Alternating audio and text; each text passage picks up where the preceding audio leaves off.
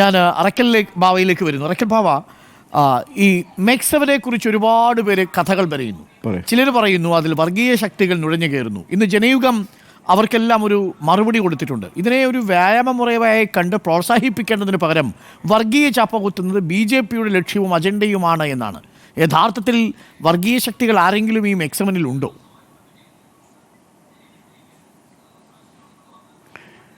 സത്യത്തിൽ ജനകീയമായ ഒരു വ്യായാമ സംവിധാനം, ജാതി മത രാഷ്ട്രീയ ചിന്തകൾക്കതീതമായി തങ്ങളുടെ ആരോഗ്യം സംരക്ഷിക്കുന്നതിന് വേണ്ടി ഒരു 30 മിനിറ്റ് അല്ലെങ്കിൽ 21 മിനിറ്റ് ആണെങ്കിൽ ഒരു 30 മിനിറ്റ് സമയം ചെലവഴിച്ച് എല്ലാ വിഭാഗം ആളുകളും ഒരുമിച്ച് ചേരുന്ന ഒരു പൊതു പ്ലാറ്റ്ഫോം.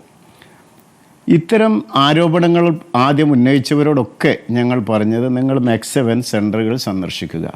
കാരണം BJPക്ക് പോലും ഇല്ലാത്ത ഒരു ആരോപണമാണ് മറ്റ് പല കോണുകളിൽ നിന്നും വന്നത്.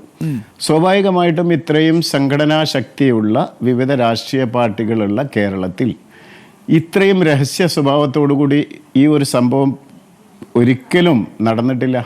പൊതുമൈതാനത്ത് അതാത് നാട്ടിലെ എല്ലാ വിഭാഗം ജനങ്ങളും ഒരുമിച്ച് ചേർന്നൊരു വ്യായാമ പദ്ധതി. മാത്രമല്ല, നമ്മുടെ സൈന്യത്തിൽ സേവനമനുഷ്ഠിച്ച ക്യാപ്റ്റൻ സലാഹുദ്ദീൻ സാർ, അദ്ദേഹം 2012 മുതൽ 2022 വരെ 10 വർഷം ഇതിൽ തന്നെ കുറേ യോഗയും എയറോബിക്കും ഫിസിയോതെറാപ്പിയും ഡീപ് ബ്രീത്തിങ്ങും മെഡിറ്റേഷനും മസാജിങ്ങും ഒക്കെ അടങ്ങിയ സിമ്പിൾ എക്സസൈസുകളുടെ ഒരു പാറ്റേൺ തയ്യാറാക്കി എല്ലാ പ്രായക്കാർക്കും, എസ്പെഷ്യലി അദ്ദേഹത്തിൻ്റെ മനസ്സിലുണ്ടായിരുന്നത് എൽഡർ, അതായത് ഒരു 50 വയസ്സ് കഴിഞ്ഞ ആളുകളായിരുന്നു കാര്യമായി ഫോക്കസ് ചെയ്യുക. കാരണം അവരാണ് ജീവിതശൈലി രോഗങ്ങളിലേക്ക് പെട്ടെന്ന് വഴുതി വീഴുന്നത്.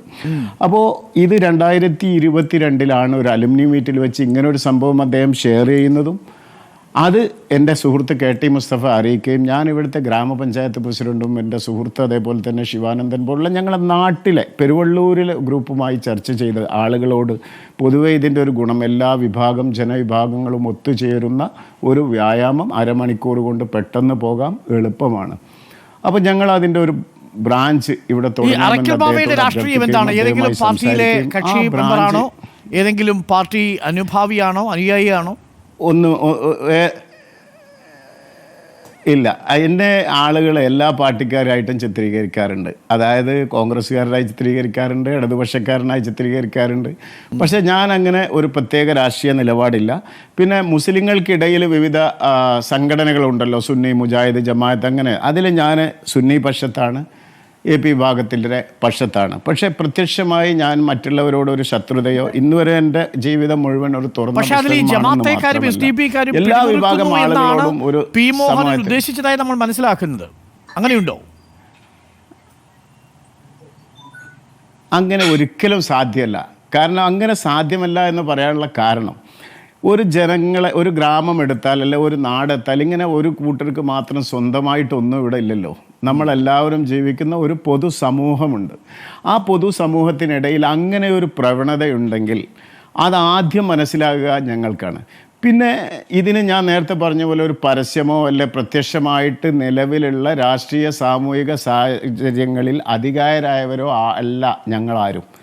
നിഷ്കളങ്കമായും നിഷ്പക്ഷമായും നല്ല രീതിയിലും ഒരു കാര്യം ജനങ്ങൾക്ക് വേണ്ടി, രാജ്യത്തിനു വേണ്ടി, നമ്മുടെ രാജ്യത്തിലൂടെ ലോകത്തിനു വേണ്ടി സമർപ്പിക്കപ്പെടണം എന്ന ഒരാശയം, അത് മാത്രം ജനങ്ങൾക്ക് വേണ്ടി സമർപ്പിച്ചതാണ്. പിന്നെ ആർക്കെങ്കിലും സംഘടനാപരമായോ മറ്റോ അല്ലെങ്കിൽ പൊതുവേദിയിൽ വരാൻ ബുദ്ധിമുട്ടുണ്ടെങ്കിൽ സ്വകാര്യമായി അവർക്ക് അവരുടെ സ്ഥാപനങ്ങളിലോ അല്ലെങ്കിൽ അവരുടെ വീടുകളിലൊക്കെ ചെയ്യാനും അനുമതി കൊടുത്തിട്ടുണ്ട്.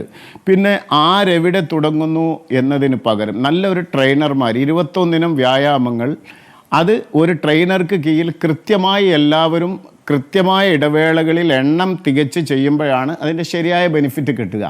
അങ്ങനെ ഒരു സിസ്റ്റം എനിക്ക് തോന്നുന്നു ലോകത്ത് തന്നെ ആദ്യമായിട്ടാണ് ഈ ഒരു കൺസെപ്റ്റ്. അതാണ് പിന്നെ ജനങ്ങൾ മനസ്സിലാകാതെ പോയതാണോ? എന്ന് പറയുന്നത് പോലെ SDP-ക്കാര് പണ്ടത്തെ പോപ്പുലർ ഫ്രണ്ടുകാരൊക്കെ വാഗമണ്ണൊക്കെ കേന്ദ്രീകരിച്ചുകൊണ്ട് ട്രെയിനിങ് ക്യാമ്പുകളും ഡ്രില്ലിംഗ് ക്യാമ്പുകളും നടത്തിയിരുന്നു എന്ന് പറയുന്നത് പോലെ പദചലനങ്ങൾ ഉള്ളതുപോലെ ഒരു പരിപാടിയായിട്ട് ഈ P. മോഹനും അതേപോലെ BJP-ക്കാരും ഒക്കെ കണ്ടതാണോ യഥാർത്ഥത്തിൽ ഇത് തെറ്റിദ്ധരിക്കപ്പെടാൻ ഇടയാക്കിയത്?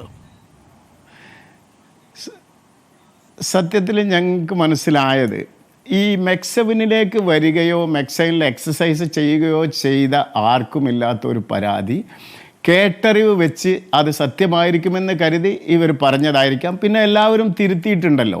ഞങ്ങൾ മറക്കൽ ബാബ, മിഥുൻ വിജയകുമാർ ചേരുന്നുണ്ട്. മിഥുൻ വിജയകുമാർ, ഈ